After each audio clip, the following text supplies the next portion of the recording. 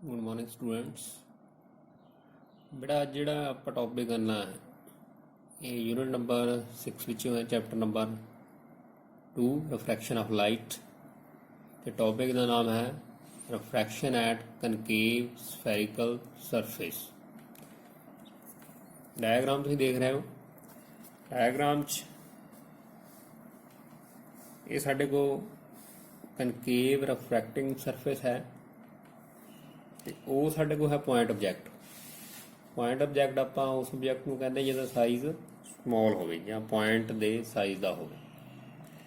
ਦੇਖੋ ਇੱਥੋਂ ਰੇ ਆਫ ਲਾਈਟ ਜਿਹੜੀ ਪੁਆਇੰਟ P ਤੇ ਇੰਸੀਡੈਂਟ ਹੋ ਰਹੀ ਹੈ ਉਹ ਨਾਰਮਲੀ ਇੰਸੀਡੈਂਟ ਹੋ ਰਹੀ ਹੈ, ਇਸ ਲਈ ਇਹ ਅਨਡੇਵੀਏਟਡ ਜਾਏਗੀ, ਇਹ ਸਟ੍ਰੇਟ ਲਾਈਨ 'ਚ ਜਾਏਗੀ ਅਲੋਂਗ ਦਾ ਪ੍ਰਿੰਸੀਪਲ ਐਕਸਿਸ। ਇੱਕ ਹੋਰ ਰੇ ਆਫ ਲਾਈਟ ਜਿਹੜੀ A ਤੇ ਇੰਸੀਡੈਂਟ ਹੋ ਰਹੀ ਹੈ at N angle of incidents I, ਇਹ ਨਾਰਮਲ ਦੇ ਵੱਲ ਬੈਂਡ ਕਰ ਜਾਏਗੀ ਕਿਉਂਕਿ ਇਹ ਰੇਅਰਰ ਤੋਂ ਡੈਂਸਰ ਮੀਡੀਅਮ ਵੱਲ ਜਾ ਰਹੀ ਹੈ। ਰੇਅਰਰ ਮੀਡੀਅਮ ਦਾ ਰਿਫਰੈਕਟਿਵ ਇੰਡੈਕਸ μ1 ਹੈ ਤੇ ਡੈਂਸਰ ਦਾ μ2 ਹੈ। ਤੇ CA ਐਂਡ ਹੈ ਸਾਡੇ ਕੋਲ ਹੈ ਨਾਰਮਲ, ਇਸ ਲਈ ਇਹ OA ਜਿਹੜੀ ਹੈ ਇਹ ਨਾਰਮਲ ਦੇ ਵੱਲ ਬੈਂਡ ਕਰ ਗਈ, ਅਲੋਂਗ AQ ਡਾਇਰੈਕਸ਼ਨ ਚਲ ਗਏ ਤੇ R ਜਿਹੜਾ ਐਂਗਲ ਆਫ ਰਿਫਰੈਕਸ਼ਨ ਬਣ ਗਿਆ ਬਿਟਵੀਨ ਨਾਰਮਲ ਐਂਡ ਰਿਫਰੈਕਟਡ ਰੇ।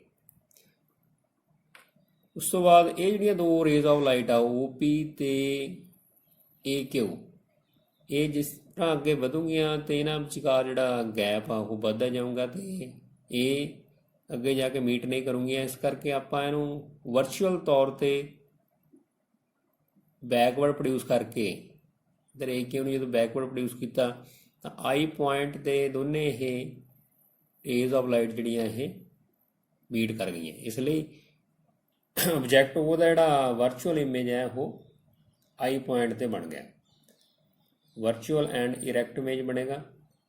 ਹੁਣ ਦੇਖੋ A ਪੁਆਇੰਟ ਤੋਂ ਆਪਾਂ ਪਰਪੈਂਡੀਕੂਲਰ ਡਰਾਅ ਕੀਤਾ ਪ੍ਰਿੰਸੀਪਲ ਐਕਸਿਸ ਤੇ AN, ਤੇ ਐਂਗਲ ਜਿਹੜਾ ਹੈ ਉਹ A ਨੇ ਪ੍ਰਿੰਸੀਪਲ ਐਕਸਿਸ ਨਾਲ ਬਣਾਇਆ ਉਹ ਅਲਫਾ ਹੈ, IA ਨੇ ਬਣਾਇਆ ਉਹ ਬੀਟਾ ਹੈ ਤੇ CA ਨੇ ਜਿਹੜਾ ਬਣਾਇਆ ਪ੍ਰਿੰਸੀਪਲ ਐਕਸਿਸ ਨਾਲ ਉਹ ਹੈ ਗਾਮਾ। ਹੁਣ ਕਿਉਂਕਿ ਆਹ ਐਂਗਲ ਜਿਹੜਾ ਉਹ ਇਸ ਐਂਗਲ ਦੇ ਆਪੋਜ਼ਿਟ ਹੈ, ਜੇਕਰ ਇਹ ਐਂਗਲ ਆਫ ਰਿਫਰੈਕਸ਼ਨ R ਹੈ ਤਾਂ ਇਹ ਵੀ ਐਂਗਲ ਆਫ ਰਿਫਰੈਕਸ਼ਨ R ਹੋਏਗਾ। Distance between object and pole, ਇਹਨੂੰ ਆਪਾਂ ਸਮੌਲ ਯੂ ਨਾਲ ਰੈਫਰ ਕੀਤਾ।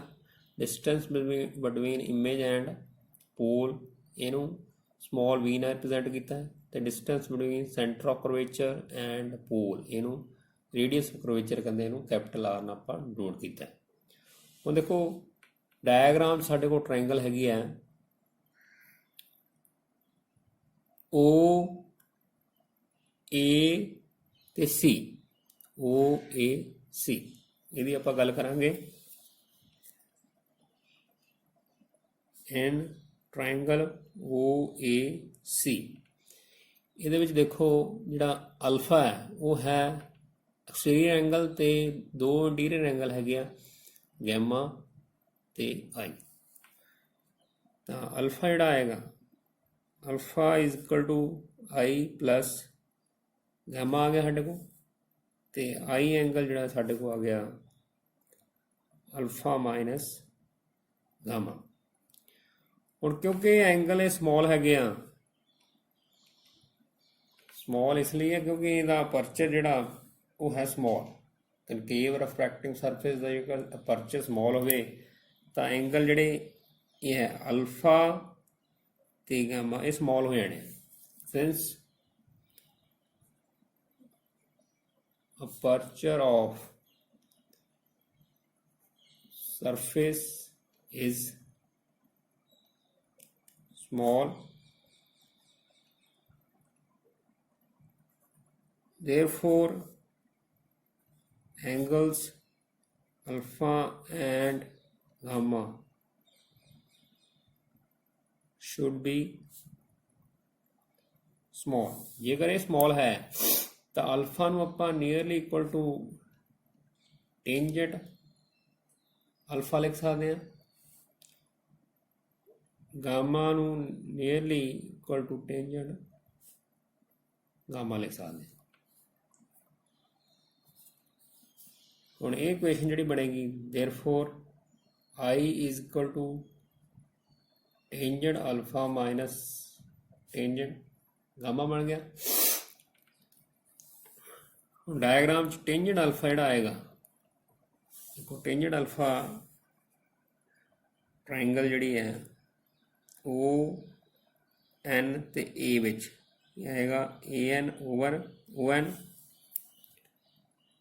AN over NO ਲਿਖ ਦਿੰਦੇ क्योंकि डिस्टेंस ਜਿਹੜੀਆਂ ਉਹ ਪ੍ਰਿੰਸੀਪਲ ਦੇ ਲਾਗੇ ਜਿਹੜਾ ਪੁਆਇੰਟ ਆ ਉੱਥੋਂ ਮੇਜਰ ਕਰਨੀ ਆ, ਮਾਈਨਸ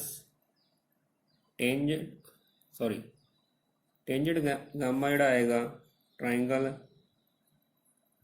NCA ਵਿੱਚ AN over NC।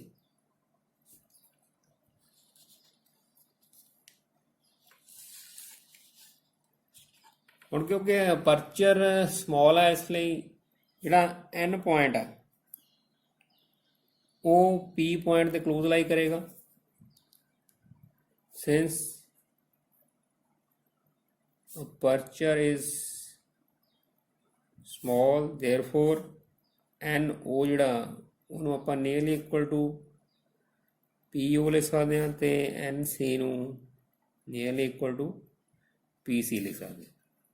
ਤਾਂ ਇਹ ਇਕੁਏਸ਼ਨ ਜਿਹੜੀ ਆਏਗੀ AN over PO minus AN over PC।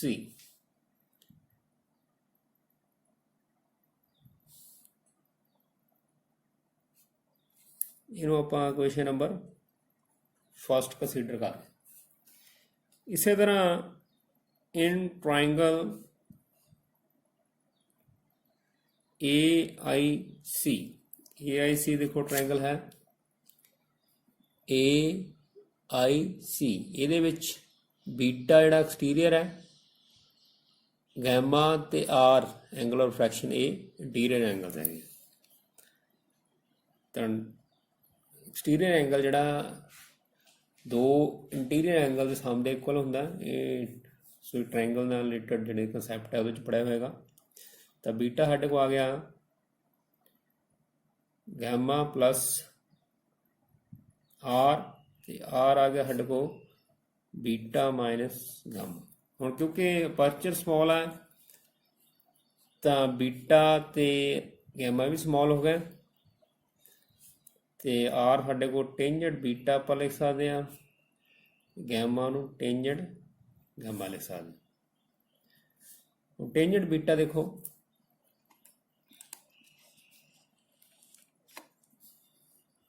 Tangent beta triangle INA which आएगा AN over NI, AN over NI minus tangent gamma साढ़े को आएगा triangle CNA which AN over NC, AN over NC।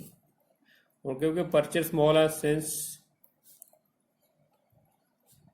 Aperture is small ਤਾਂ NI ਜਿਹੜਾ ਉਹਨੂੰ ਆਪਾਂ nearly equal to, ਕਿਉਂਕਿ N point ਫਿਰ P ਪੁਆਇੰਟ ਤੇ ਕਲੋਜ਼ ਲਾਈ ਕਰੇਗਾ ਤਾਂ NI ਨੂੰ ਆਪਾਂ PI ਲਿਖਾਂਗੇ and NC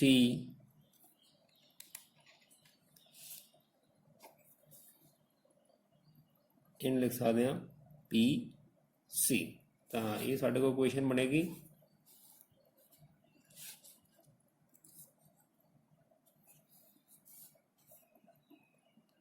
R is equal to AN over PI minus AN over PC। ਹੁਣ देखो साढ़े को दो इक्वेशन बन गई। इन्हों आप इक्वेशन नंबर सैकंड रैफर करते, एक एंगल ऑफ इंसीडेंस लिए, दूसरी एंगल ऑफ रिफ्रैक्शन लिए।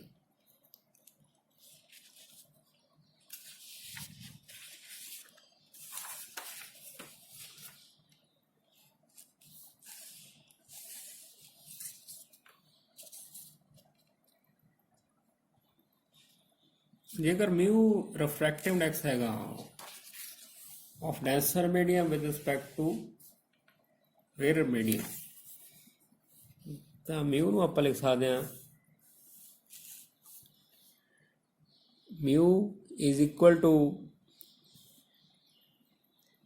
μ2 over μ1. This is equal to sine of angle of incidence over sine of angle of refraction. इनको क्रॉस मल्टीप्लाई कर दो, μ1 sin I is equal to μ2 sin R. ਹੁਣ ਜੇਕਰ aperture small ਹੈ ਤਾਂ ਸਾਈਨ ਆਈ ਜਿਹੜਾ ਉਹਨੂੰ ਆਈ ਲਿਖ ਸਕਦੇ ਹਾਂ ਤੇ ਸਾਈਨ ਆਰ ਨੂੰ ਇਹਨੂੰ ਆ ਲਿਖ ਸਕਦੇ ਹਾਂ। ਸਿੰਸ ਅਪਰਚਰ ਇਜ਼ ਸਮਾਲ ਤਾਂ sine I nearly equal to ਇਹਨੂੰ ਆਈ ਲਿਖਾਂਗੇ ਤੇ sine R nearly equal to R, तो μ1 into I is equal to μ2 into R बन गया। By using equations first and second, first ते सैकंड जो आप यूज करांगे तो रिजल्ट जो साढ़े को आएगा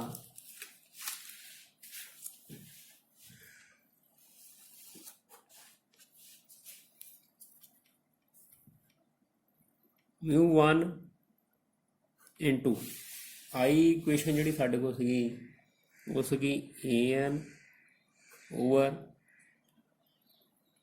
PU minus an over PC, this is equal to μ2 into second equation जी एंगल ऑफ रिफ्रैक्शन ले आई सी वो सी साढ़े को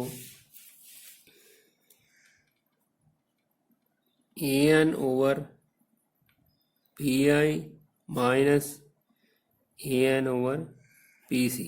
an देखो आप कॉमन कढ़ के इनू कैंसल कर सकते हैं, तो इक्वेशन साढ़े को रह गई 1 over PO minus 1 over PC is equal to μ2 1 over PI minus 1 over PC।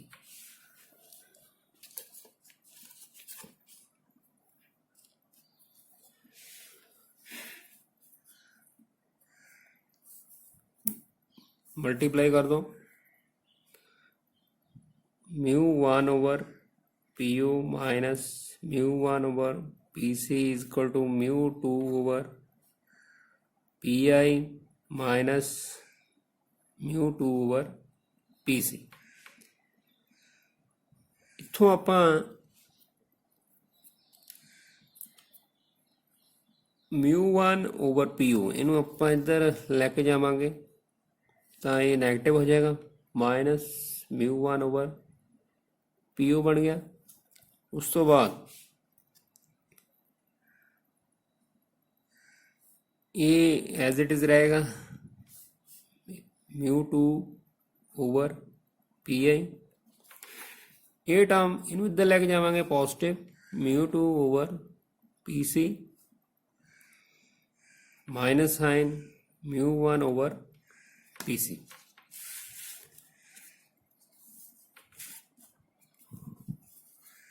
और देखो इस अपन लिख सकते हैं minus μ1 PU plus μ2 over PI is equal to PC common आ सकता μ2 ओवर μ1।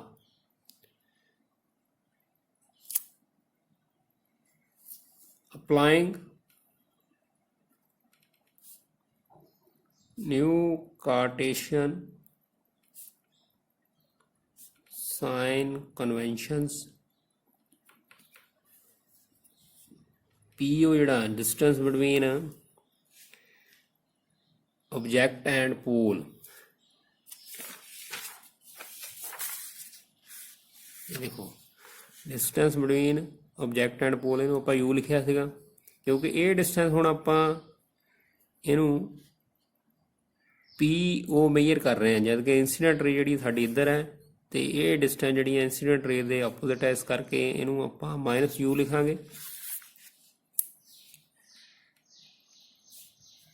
ਉਸ ਤੋਂ ਬਾਅਦ PI distance between image and pole, ਦੇਖੋ ਡਾਇਆਗ੍ਰਾਮ 'ਚ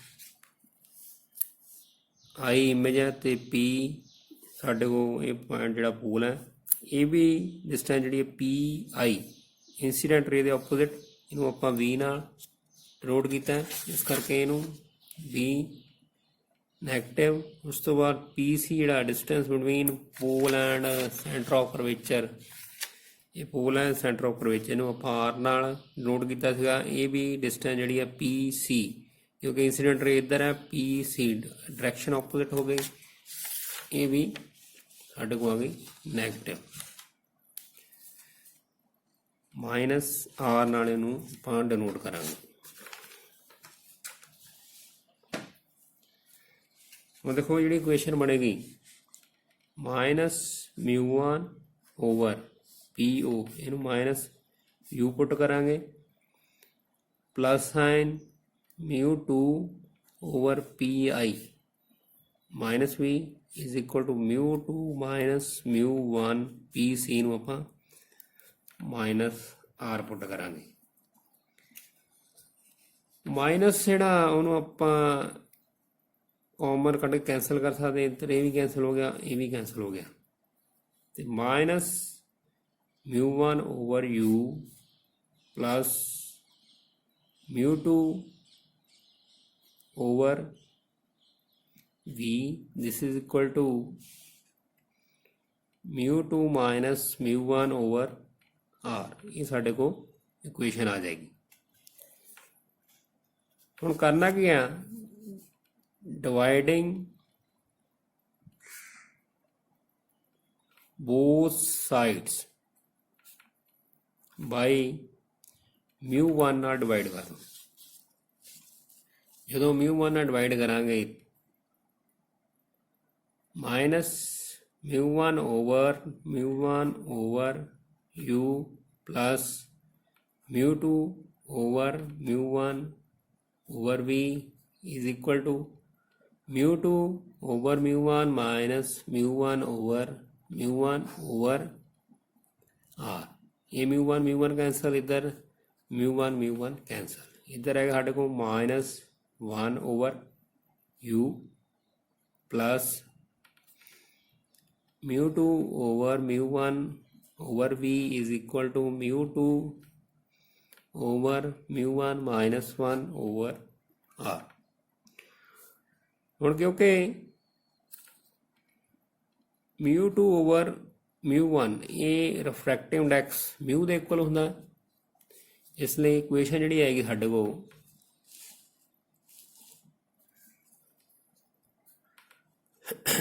-1 over u plus μ over v is equal to μ -1 over r।